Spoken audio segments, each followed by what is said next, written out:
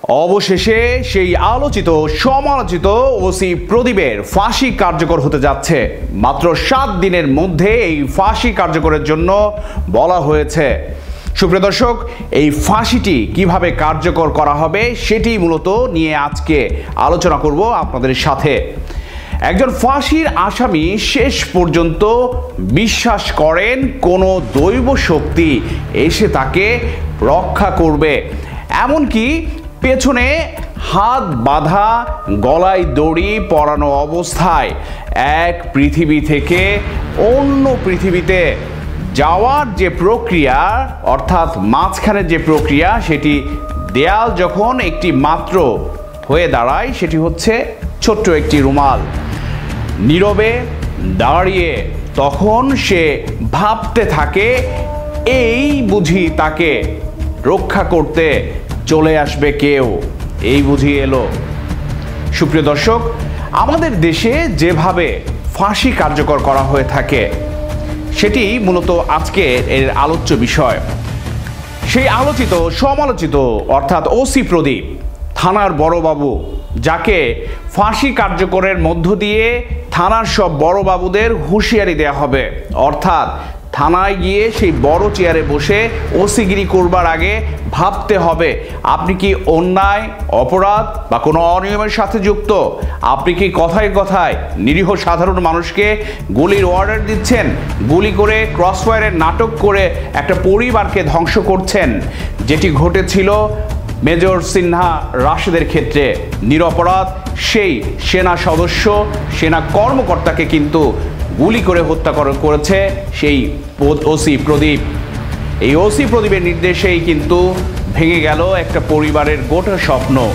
সুপ্রিয় দর্শক, সেই ওসি প্রদীপের আজ সমস্ত অপকর্ম আমলনামা নিয়ে একেবারেই নিভে যাবে সেই প্রদীপ।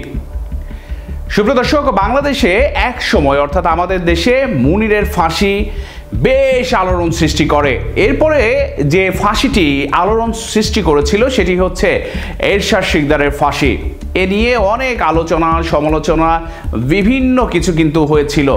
সুপ্রিয় দর্শক, একজন মৃত্যুদণ্ডপ্রাপ্ত আসামি যতই ঘৃণ্য হোক, তার শেষ ইচ্ছে পালনের চেষ্টা করা হয় তার মৃত্যুটি যথাসম্ভব আরামদায়ক করার। মৃত্যুদণ্ড সেটিও কিনা আবার আরামদায়ক করার জন্য বিজ্ঞানীরা কাজ করে যাচ্ছেন। এই ধারাবাহিকতায় ইলেকট্রনিক চেয়ার, এরপর হচ্ছে ইনজেকশনের মাধ্যমে মৃত্যুদণ্ড আবিষ্কার হয়েছে। তবে যত সিস্টেমই আবিষ্কারই হোক না কেন, মৃত্যু তো মৃত্যুই। আইনানুগ সকল ফর্মালিটি শেষে ফাঁসির আসামিকে নিয়ে আসা হয় কন্ডেম সেলে। সেখানে শুধু ফাঁসির আসামিরাই থাকেন। মাথায় থাকে লাল টুপি, আরেকটা ওয়েটিং রুমের মতো, মানে ব্যাপার হচ্ছে অনেকটা আমাদের বাসার ওয়েটিং রুমের মতো। এখানে কয়েকদিন রাখা হয়, তার সাথে যথাসম্ভব ভালো ব্যবহার করা হয়। বিদেশ থেকে আনা হয় দড়ি, সাধারণত জার্মানি থেকে বিশেষ এই দড়ি আনা হয়। নিয়ম করে কয়েকবার এতে মাখানো হয় সবরি কলা আর মাখন। জল্লাদ নির্বাচন করা হয় কয়েকদিনের মধ্য থেকেই। এখন ওসি প্রদীপের বেলায়ও ঠিক একই ফর্মালিটি কিন্তু পালন করা হচ্ছে। প্রতিটি ফাঁসি কার্যকরের জন্য, অর্থাৎ এই ওসি প্রদীপের যিনি ফাঁসি কার্যকর করবেন, ওই কয়েদির 2 মাস করে সাজা কমে। আসামির সম ওজনের যেটি বালির বস্তা, সেটি কিন্তু কয়েকবার ফাঁসির দিয়ে, অর্থাৎ ফাঁসির দড়িতে ঝুলিয়ে সেটি কিন্তু প্র্যাকটিস করা হয়। অর্থাৎ আসামি অর্থাৎ ওসি প্রদীপের যে ওজন, সেই ওজনটা নেবার পরে কিন্তু সেই ওজন অনুপাতে বালুর বস্তা প্রস্তুত করে এবং সেটিকে একটি রিহার্সেল দেওয়া হয় ফাঁসির দড়িতে লাগিয়ে। এরপর কন্ডেম সেলে আসামির যে আত্মীয় স্বজন, মানে ওসি প্রদীপের যে স্বজনদের সাথে দেখা করানো হবে। তবে কবে ফাঁসি কার্যকর হবে সেটি আসামি এবং আত্মীয় স্বজন কাউকেই বুঝতে দেওয়া হয় না। যেমন ওসি প্রদীপের ক্ষেত্রে এখন যেটি বলা হচ্ছে 7 দিনের মধ্যে কার্যকর করা হবে। 7 দিনের মধ্যে কার্যকর করা হবে, কিন্তু সেটা কোন দিন হতে পারে সেটা কিন্তু আগে থেকে বলা হচ্ছে না।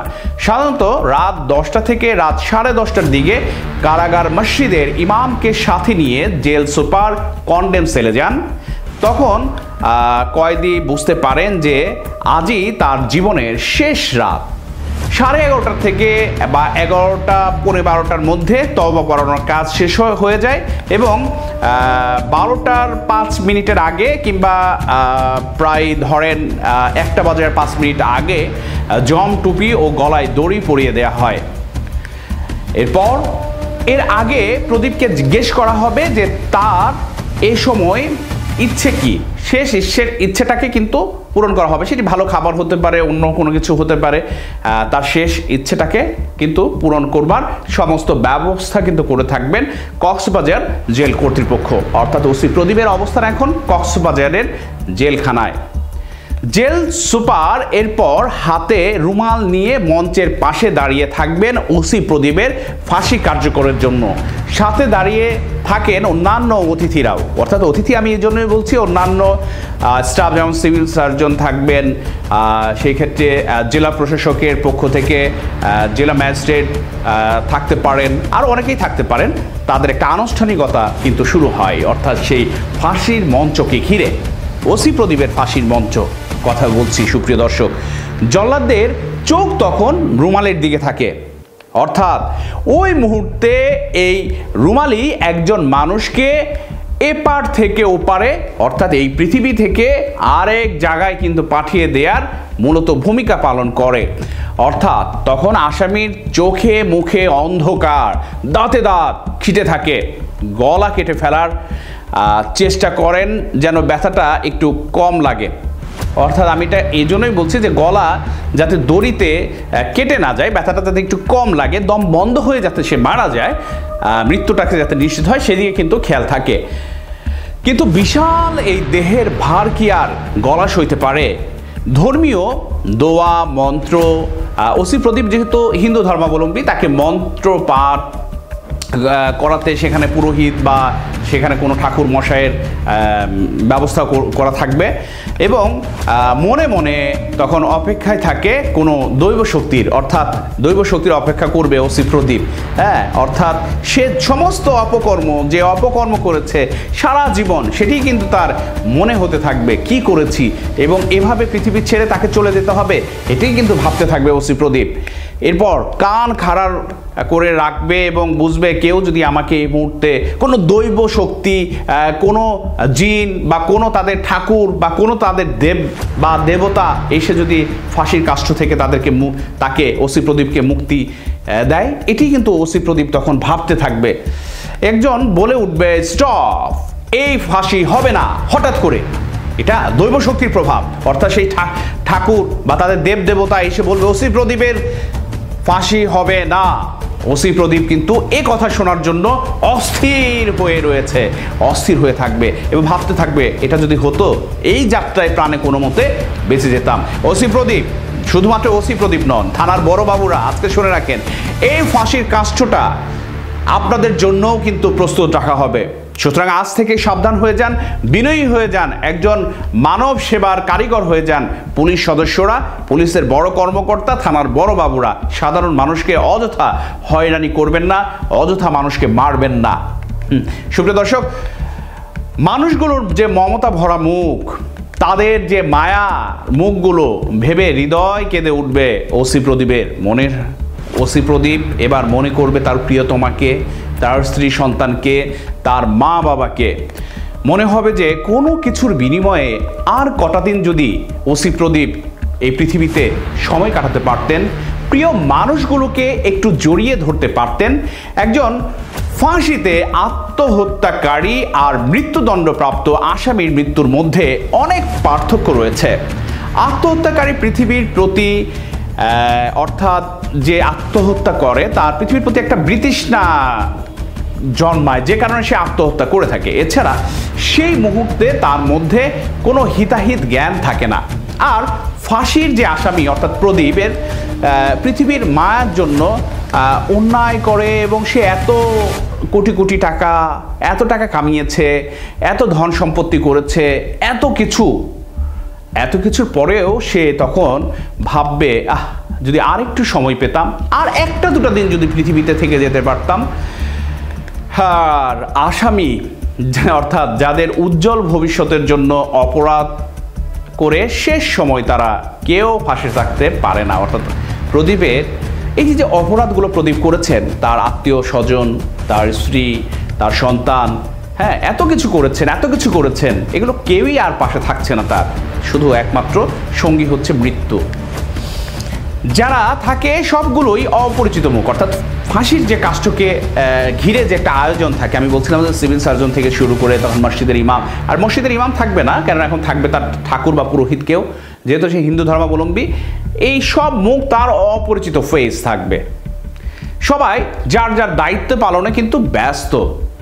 স্বজনদের মতো মমতা ভরা কণ্ঠে এখানে কেউ বলবে না, কেউ আদর করবে না, কেউ তাকে ফাঁসির কাষ্ঠ থেকে ছাড়িয়ে নেবে না, গায়ে হাত বুলিয়ে দেবার কেউ নেই এখানে, তার কষ্টে ব্যথা হওয়ার কেউ নাই। যত বড় দুর্ধর্ষ ব্যক্তিই হোক না কেন, এই সময়টিতে সে সবচেয়ে অসহায় অনুভব করে। একজন মানুষ যখন উত্তেজনায় থাকে তখন ভবিষ্যৎ পরিণতি ভাবার মতো জ্ঞান তার থাকে না, আর সে সময়টিতেই ঘটে যত অঘটন। আর এজন্যই মনীষীরা বলে থাকেন, জীবনে দুটো সময় কোনো সিদ্ধান্ত নেওয়া উচিত নয়, এক খুব রাগান্বিত অবস্থায় এবং দুই খুব আনন্দময় অবস্থায়। এই দুটো সময় সিদ্ধান্ত নিলে ভুল হওয়ার সম্ভাবনা থাকে 90 ভাগ। সবশেষ 12টা 5 মিনিট কিংবা 1:45।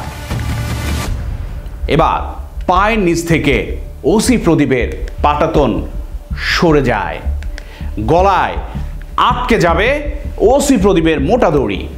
শুরু হয় রহস্যময় যাত্রা। 10 মিনিট ঝুলিয়ে রাখা হবে ওসি প্রদীপকে। একজন চিকিৎসক এসে ওসি প্রদীপের ঘাড়ের চামড়া কেটে মৃত্যু নিশ্চিত করবেন। পড়ে থাকে ওসি প্রদীপের তখন নিথর দেহটি কিন্তু পড়ে থাকবে। এরপর থেকে আর প্রয়োজন হয় না কোনো খাবার কিংবা পানি। রাতে খাওয়া খাবারগুলো দেহের কোনো কাজেই আসে না। পাকস্থলিতে পড়ে থাকে নীরব হয়ে ওসি প্রদীপের। ওসি প্রদীপ এখন আর জীবন্ত কোনো প্রদীপ নয়, নিভে গিয়েছে তার প্রদীপ। মৃত্যুর আগ মুহূর্তে একজন আসামি বা ওসি প্রদীপ ফিরে যেতে চান তার অতীতে, ভুলগুলো মুছে দিয়ে নতুন করে লিখতে চান জীবনের অধ্যায়। আমরাও একই পথের যাত্রী, শুধু আমরা জানতে পারি না আমাদের মৃত্যুর সময়ক্ষণ। আমাদের যেন শেষ মুহূর্তে পেছনে ফিরে অতীতকে নতুন করে লিখার ইচ্ছে জাগ্রত না হয়, সেজন্য প্রতিটি মুহূর্ত, প্রতিটি সেকেন্ড ভেবে চিনতে সৎভাবে অতিবাহিত করতে হবে, কারণ জীবন খাতার অক্ষর মোছার কোনো ফ্লুয়েড নেই। এবার 2020 সালের কথা বলবো। ওসি প্রদীপের আমলনামার 2-1টি বিষয় আপনাদের সামনে নিয়ে আসব। সেই 2020 সালের 31 জুলাই রাতে কক্সবাজারের টেকনাফে মেরিন ড্রাইভ সড়কের শামলাপুর পুলিশ চেকপোস্টে মেজর সিন্না মোহাম্মদ রাশেদকে পুলিশের গুলি করা হয় এবং পুলিশের গুলিতে তিনি নিহত হন। হত্যাকাণ্ডের 4 দিন পর নিহতের বড় বোন শারমিন শাহরিয়ার ফেরদৌস বাদী হয়ে টেকনাফ থানায় সাবেক ওসি প্রদীপ কুমার দাস সহ 9 জনকে আসামি করে হত্যা মামলা দায়ের করেন।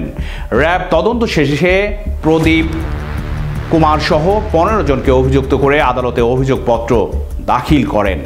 মেজর সিন্না মোহাম্মদ রাশেদ হত্যাকাণ্ড ছাড়াও স্থানীয়ভাবে অভিযোগ রয়েছে এই ওসি প্রদীপ কুমার ক্ষমতার অপব্যবহার করে টেকনাফে ভয়ভীতি এক রাজত্ব কায়েম করেছিলেন। তিনি তথাকথিত ক্রসফায়ারে অন্তত 145 জনকে হত্যা করেছেন। ক্রসফায়ার বাণিজ্যের মাধ্যমে সম্পদের পাহাড় গড়ে তোলার অভিযোগ রয়েছে এই ওসি প্রদীপের বিরুদ্ধে।